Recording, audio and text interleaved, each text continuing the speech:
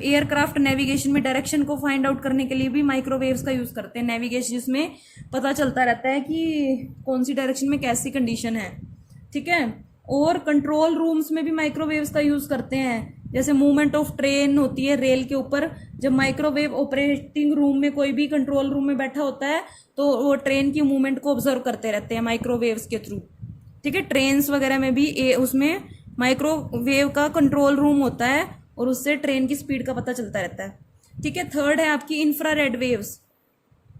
Infrared waves पहले इसकी आपको कंडीशन पता होनी चाहिए, फ्रीक्वेंसी किस रेंज में है और वेवलेंथ किस रेंज में है। तो ये जो वेव्स होती है इनको हीट वेव्स भी बोलते हैं। इंफ्रारेड वेव्स को क्या दूसरा नाम क्या होता है, हीट वेव्स। तो ये यूज कहाँ पे होती है, फिजिकल थेरेपी में यूज होती है इंफ्रारेड रेज।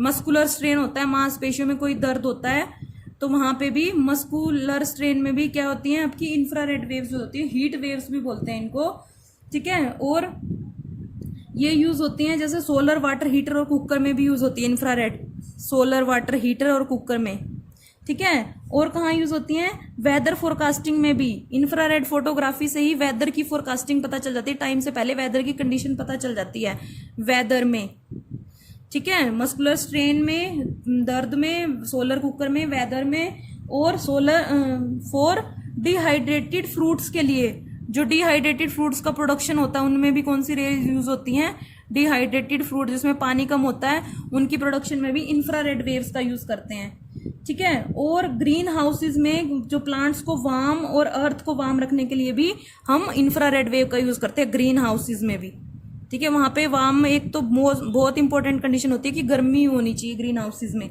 ठीक है। और जो सीक्रेट राइटिंग होती है एंशियंट वॉल्स पे, वहां पे भी हम इंफ्रारेड का यूज करते हैं सीक्रेट राइटिंग्स में भी। तो पेपर में ऐसे कोई यूज देके पूछ सकता है कि बताओ कौन सी रे का यूज है, या फिर उनका यूज आपसे पूछ सकता है कि इस रे का एक यूज बताओ। तो कुछ भी मल्टीपल चॉइस में भी आ सकता है, आपको यूज अच्छे से करके जाने, उसकी रेंजेस अच्छे से करके जानी है, ठीक है। ये था आपका माइक्रो इंफ्रारेड वेव्स के बारे में। अब है विजिबल रेज, फोर्थ रेज है आपकी visible raise. Visible raise, visible raise नाम से क्लियर, जो आपको विजिबल होती हैं। फोर्थ है विजिबल, इनकी रेंज कितनी होती है 10 की पावर 14 टू 10 की पावर 18 हर्ट्स की होती है फ्रीक्वेंसी म्यू, ठीक है।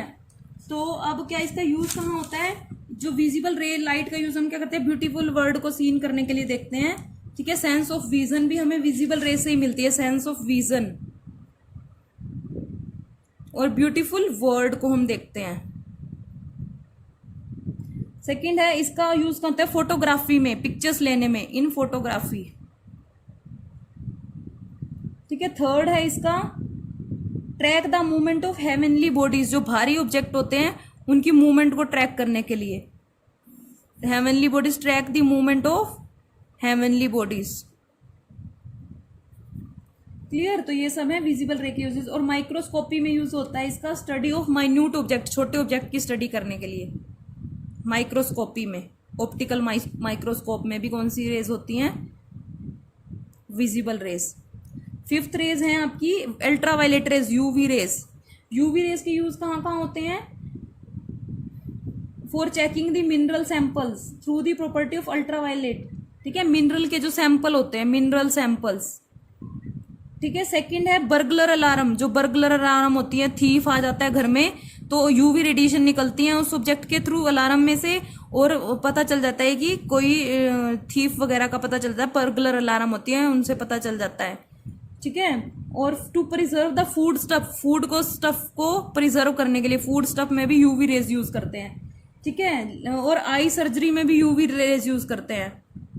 जर्म्स, वाटर प्योरीफायर में भी यूवी रेज यूज करते हैं जर्म्स को किल करने के लिए, ठीक है। तो थीफ हो गए, जैसे धूम मूवी में आपने देखा होगा कि थीफ वगैरह आते हैं तो वहां पे अल्ट्रावायलेट रेज होती हैं, अलार्म्स में यूज होती हैं, ठीक है। और लेजर आई सर्जरी में भी इसका यूज होता है, ठीक है। अब नेक्स्ट है एक्सरेज। एक्सरेज का यूज कहाँ होता है, सर्जरी में यूज होता है फॉर डिटेक्शन ऑफ फ्रैक्चर का पता चल जाता है एक्सरेज के थ्रू, फ्रैक्चर्स डिटेक्शन, ठीक है। और इंजीनियरिंग में भी आपका एक्सरेज का यूज होता है for defaulting crack, flows and holes, bridges बनाने में यूज हो जाता है, ठीक है। वेल्डिंग में यूज हो जाता है इसका एक्सरेज का, रेडियोथेरेपी में यूज होता है, और इंडस्ट्री में यूज होता है, साइंटिफिक रिसर्च में यूज होता है। तो ये सब है एक्स रेज के यूज, आपको पता होने चाहिए, ठीक है। और लास्ट है गामा रेज। तो गामा रेज क्या होती है? In the treatment of cancer and tumour, जो ब्रेन ट्यूमर होते हैं या फिर कैंसर होते हैं, तो वहां पे आप गामा रेज का यूज करते हो, ठीक है। और टू प्रिजर्व, ये भी फूड स्टफ को प्रिजर्व करने में यूज होती है, ठीक है। न्यूक्लियर रिएक्शन को प्रोड्यूस करने में, न्यूक्लियर रिएक्शन में भी गामा रेज न्यूक्लियर रिएक्शन होती है, उससे फ्यूजन एंड फ्यूजन, ठीक है। वैल्यू इंफॉर्मेशन देती है एटॉमिक न्यूक्लियस के बारे में, न्यूक्लियस के बारे में भी गामा रेज इंफॉर्मेशन देती है, न्यूक्लियस नॉलेज। ये क्या है? यूजेस हैं आपके गामा रेज के। उसके बाद है बेटा एक लास्ट टॉपिक है, मैंने आपको क्लास में भी पूरा चैप्टर करवा दिया था और आज मैंने अच्छे से एक्सप्लेन करके अगेन दोबारा करा दिया है। लास्ट टॉपिक है माइक्रोवेव ओवन, आपकी बुक में दिया हुआ है लास्ट टॉपिक, तो वहां से आप देख लोगे। ओनली मैं एक्सप्लेन कर रही हूँ। जो माइक्रोवेव ओवन होता है वो क्या होती है? एक डिवाइस होती है, ठीक है। Microwave oven is a device used in kitchen for heating और कुकिंग द फूड, ठीक है। हीटिंग और कुकिंग फूड में यूज करते हैं, heating and cooking the food, ठीक है। तो माइक्रोवेव ओवन के पास क्या होती है? बेसिक प्रिंसिपल है वर्किंग का माइक्रोवेव ओवन की बेसिक प्रिंसिपल है ओवन की वर्किंग का, मैं यहां से बता देती हूं। To create microwave radiation of suitable frequency in working space of oven, मतलब सुटेबल फ्रीक्वेंसी की वेव्स को प्रोड्यूस करता है oven. Where the food is to be cooked और कैन बी केप्ट, उस जगह पे करता है जहां पे फूड को रखा जाता है, ठीक है। जो इसमें जो रेडिएशन होती है वो मैच करती है rotation of water molecule which is about 3 gigahertz. Giga कितना होता है? 10⁻10, ठीक है। तो 3 गीगाहर्ट्ज तक की रेंज तक के वाटर मॉलिक्यूल की रोटेट करने की फ्रीक्वेंसी होती है। तो जैसे कोई भी आइटम है, जब माइक्रोवेव्स उस फ्रीक्वेंसी की फॉल होती हैं, जैसे फ्रूट रख दिया हमने, कोई भी वेजिटेबल रख दिया, कोई भी मीट रख दिया, तो वो वहां पे ओवन में रख दिया, तो water molecules absorb this radiation. जो उन फूड आइटम्स के अंदर वाटर मॉलिक्यूल्स होते हैं, इन रेडिएशन को क्या करते हैं? एब्जॉर्ब करते हैं। एब्जॉर्ब करके उनकी एनर्जी इंक्रीज हो जाती है और वो एनर्जी नेबरिंग फूड के साथ शेयर करते हैं। तो due to it the entire food gets heat हो जाता है। जैसे इसके लिए स्पेशल बर्तन होते हैं, पोर्सिलेन के वेसल यूज करते हैं या फिर हम हॉट मील कंटेनर यूज करते हैं, ठीक है। It is required to avoid the danger of getting an electric shock, क्योंकि मेटल होगी तो इस टेम्परेचर पे मेल्ट हो जाती है। तो जो पोर्सिलेन के कंटेनर होते हैं, नॉन मेटल के कंटेनर होते हैं, वो मेल्ट नहीं होते, इलेक्ट्रिक शॉक का डर नहीं रहता। तो in a microwave oven the porcelain container containing food for cooking remains unaffected and cool, where as food items get heat हो जाता है। It is so because the large molecules of porcelain container vibrate and rotate with smaller frequency than that of microwave, ठीक है।